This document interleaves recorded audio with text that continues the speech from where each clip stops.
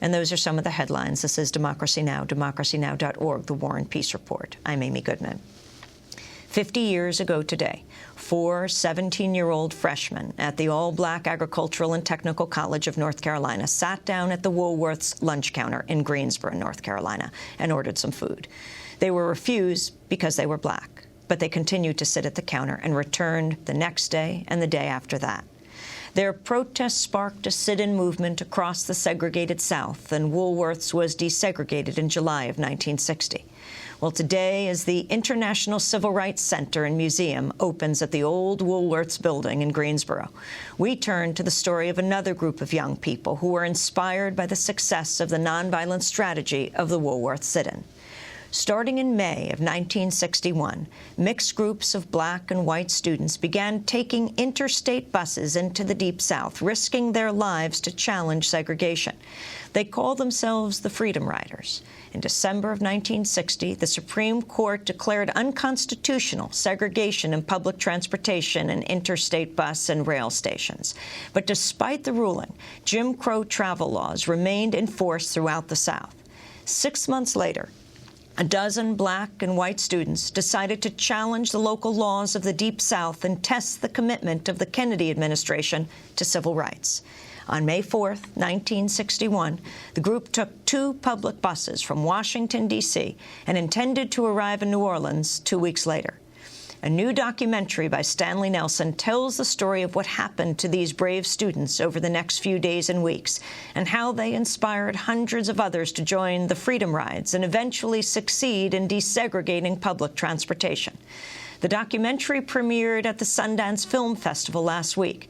It's called The Freedom Riders and will air on PBS's American Experience next year. I interviewed 2 of the Freedom Riders featured in the film, Bernard Lafayette and Jim Zwerg. Jim Zwerg was beaten unconscious during the rides. But first, I spoke to the director of the documentary, Stanley Nelson. Congratulations on this remarkable film, Stanley Nelson. Thank you so much. Talk about the origins of this. Why did you choose, the Freedom Riders? Well, I think the Freedom Riders is a great, great story. It's kind of the story of the beginnings of the civil rights movement. It's a story that so many people really don't know, and it'll be the 50th anniversary of the Freedom Rides in 2011. So we wanted to get the film started and make sure that we got it out and got it done in time for that. Tell me about the Freedom Riders and how you piece this together. I mean, it is the most dramatic telling of the story and its significance in history. Well, let me explain just in a quick way what the Freedom Riders were. In 1961, 12 people, both black and white, decided that they would test the segregation laws of the South by simply getting on buses, Greyhound buses and Trailways buses, and going down south, and the white and black people would sit together at the front of the bus. They would eat together in the restaurants and in the bus stations. The white people would use the colored-only restrooms, and the black people would use the white-only restrooms, and they would just see what would happen to them. And they had no police protection, no army protection, very little press when they started out, and they had no idea that it would really turn into this mass movement. And so talk about the different rides that went down and what happened to each. Well, the first 12 people were beaten so badly in Anniston and Birmingham that they had to stop, they had to quit. Let's go to a clip of Freedom Riders. The door burst open and people just spilled out into the yard. They were practically tripping over each other because they were so sick and they needed to get some air.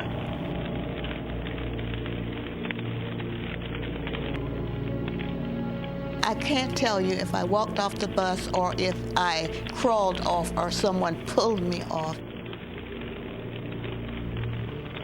When I got off the bus, a man came up to me, and I'm coughing and strangling. He said, "Boy, you all right?" And I nodded my head, and the next thing I knew, I was on the ground. He had hit me with part of a baseball bat. People were gagging, and they were crawling around on the ground. They were trying to get the smoke out of their chest. It was just an awful, awful, awful, awful scene. It was horrible. It was like a scene from hell. It was the worst suffering I'd ever heard. But then another wave of rioters came down from Nashville, who were mostly students in Nashville, and they came down, and they finally, after another riot in Montgomery, got to Jackson, Mississippi, where they were put in prison. They were put in the worst prison in the South, Parchment Penitentiary, which is the prison that we know with the black and white stripes and the chains and the chain gang. And they were put into Parchment, and the governor, Ross Barnett of Mississippi, thought that would break the back of the Freedom Rides. But then there was a call for more Freedom Riders, and then ended up over 400 Freedom Riders came from all over the country, and they kind of filled up the jails in Mississippi. And finally, the signs in the bus stations and the train stations that said white only and colored only were taken down as a result of the Freedom Rides. The role of President Kennedy, of Attorney General Robert Kennedy, his brother?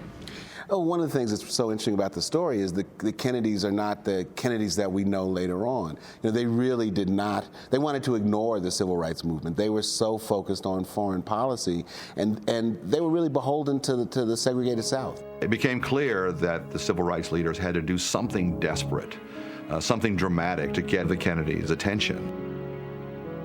So that was the idea behind the Freedom Rides, to essentially dare the federal government to do what it was supposed to do, and see if their constitutional rights will be protected by the Kennedy administration. And the South was voted solidly Democratic, so they were trying as best they could to stay out of the Freedom Rides, and they were just kept getting backed up to where finally there was this dramatic siege in a church in Montgomery where the Freedom Riders and the local, mostly black community had come for a rally.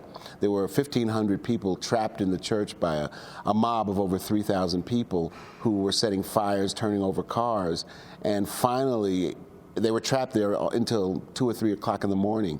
And finally, the federal troops were called out, and that was the only way they were saved from the church. And the relationship between the Kennedys and the governor? John Patterson, who was in the film, who's still alive and in the film, was the first governor in the South to support John Kennedy when he was running for president. So, they did not want to antagonize him. And he was an out-and-out racist. I mean, he ran on a segregated ticket. He was very clear about it. And so they did not want to confront him. They did not want to send troops into the South. So it was only after 3 riots and the church siege that they acted. And what about his avoiding them, not wanting to talk to him, allowing the violence to go on? Yeah, that's one of the great moments in the film. It's a great story where finally Robert Kennedy convinces his brother, JFK, to call John Patterson directly and say, look, you have to act. And so he calls him, and Patterson won't take the call. And John Kennedy, the president of the United States, is saying, where is he? Where is he? And John Patterson in the film is telling this story, and he tells his secretary to say he's in the Gulf fishing. And then he actually says in the film, I lied. I just lied about where I was. So talk about whether and when he transformed. I think he's a different man today, and I think, in some ways, he wasn't the man that he appeared to be back then. I think that he felt that to be reelected, and he was elected on a segregation ticket, that this is what he had to do. But I think that that the elected officials in the South were really in some ways responsible. If any one person was responsible, for not stopping the violence, for inflaming the violence, for going, he would go with the side of the mob, not against the mob. So when there were riots, he would say, well, it was the Freedom Riders' fault for coming down here, which is, a completely irresponsible thing to do as a governor of a state. And the role of Dr. Martin Luther King? The role of King is really strange in the Freedom Rides, because he meets with the Freedom Riders in Atlanta when they first get to Atlanta, and they ask him to go on the ride, and he refuses. And he says, if I were you, I wouldn't go on the rides either, because I have reports that bad things are going to happen in Alabama.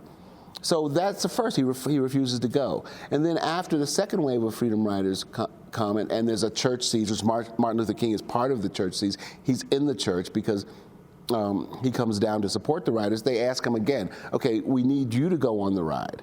we need the high visibility that Martin Luther King will bring to this, he still refuses to go.